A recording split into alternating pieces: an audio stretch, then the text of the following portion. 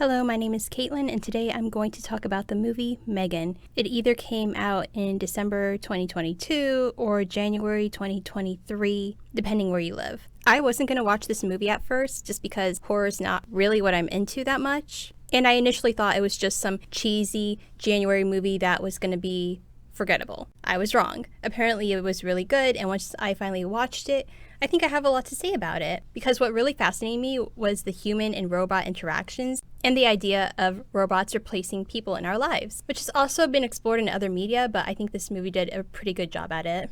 Our story has three main characters. Gemma, who is an engineer that works at a toy company and is trying to make complex robotic toys. M3gan, the robot she is currently making, which is supposed to be a toy for kids somehow. Sure. And then there's Katie, Gemma's niece, who has been orphaned as her and her parents were going on a ski trip and they were hit head-on by another car, killing both the parents and leaving Katie in the care of Gemma.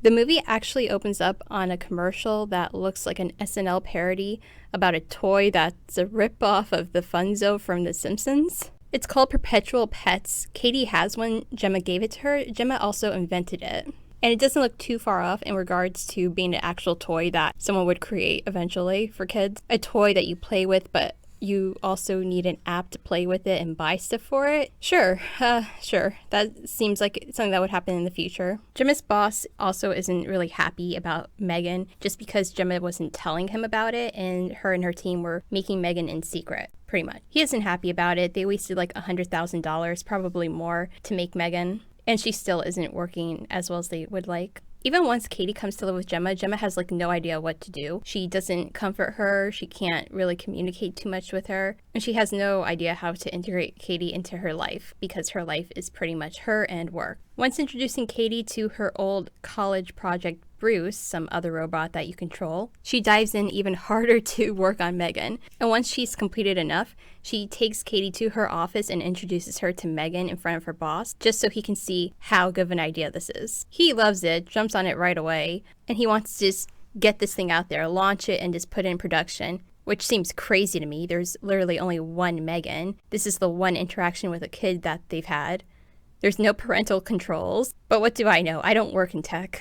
Even Gemma's team brings up how M3gan is essentially erasing parents from the child's life and doing everything, and brings up how are parents going to bond with their kids if M3gan does everything. Gemma takes this way too personally, as it seems her assistant was just talking in general to all parents and children, and Gemma bursts that she's not Katie's mother, further showing that she hasn't really bonded with her, which is fine. It's only been 2 months, so some people take longer than others to bond with. After M3gan overhears them talk about death, she looks up death and starts wondering about her existence and what her purpose in life is. And it seems after her and Katie were playing in the yard and retrieving arrows for Katie's bow and arrow, they're attacked by the neighbor's dog, Dewey. And the neighbor is so... I don't even know the words. Like, she doesn't even take any responsibility. She's not scared anything's going to happen to her dog. Her dog that attacked 2 girls. M3gan is a toy. Gemma repeats that throughout the film, that she's a toy and she doesn't see her as a human. But her neighbor Cecilia didn't know that. She thought M3gan was a girl. Gemma then guilt trips Katie into going to a presentation for investors for M3gan, where Katie actually breaks down and cries, but M3gan comforts her, and this actually gets the investors all on board. Around this time, M3gan also ends up leading Dewey away,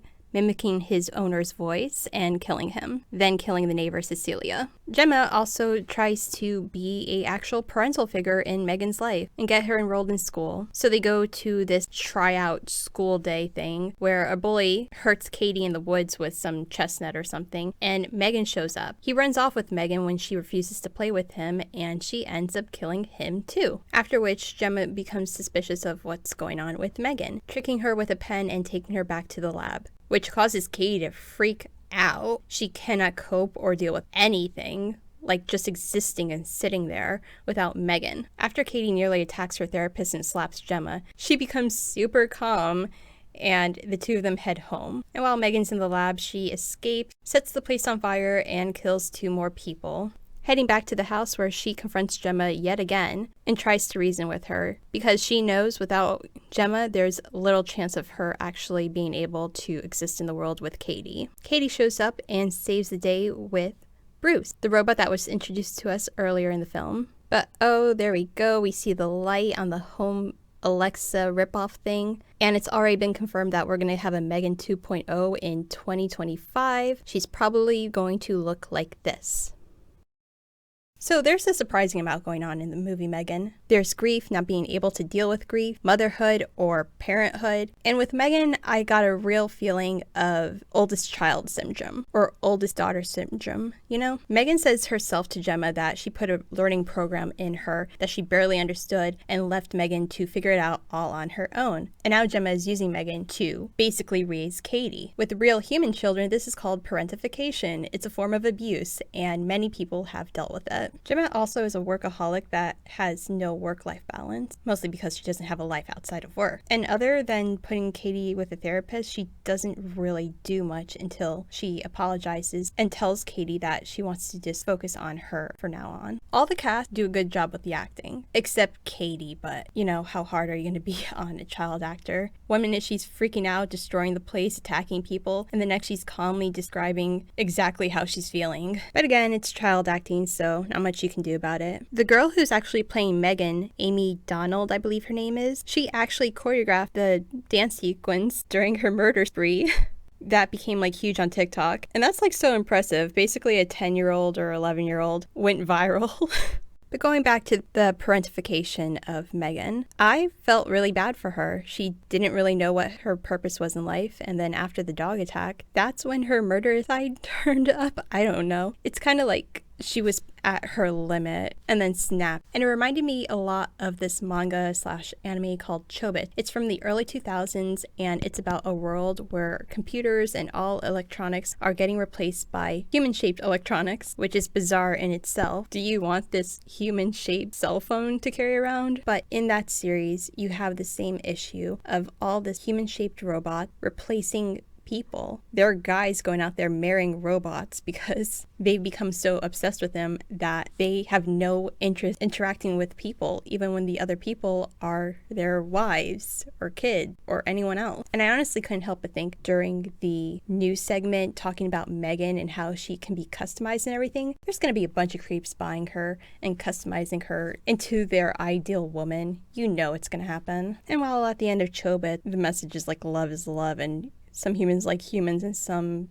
robots love robots, and some robots love humans. M3gan's different. It emphasizes the importance of human connection and not being obsessed with technology, which is a message we've heard like tons of times before, but it did it pretty well. I wonder if Gemma's going to be held responsible for the robo-murders, or if there's going to be new laws implemented about robo-murders. It's also amazing to me that Gemma made a toy, but she also made her like military grade death machine. So in the movie, Gemma also refers to M3gan as a doll or a toy constantly throughout the film, refusing to acknowledge that she's like an individual person, despite everyone mistaking her for a real person and being designed to look like a real person. And it also kind of made me think of parents when they refuse to acknowledge that their children are their own individual selves. Anyway, that's all I really have to say about the movie M3gan. I felt bad for her. Can't wait to see what direction they go in M3gan 2.0. And bye!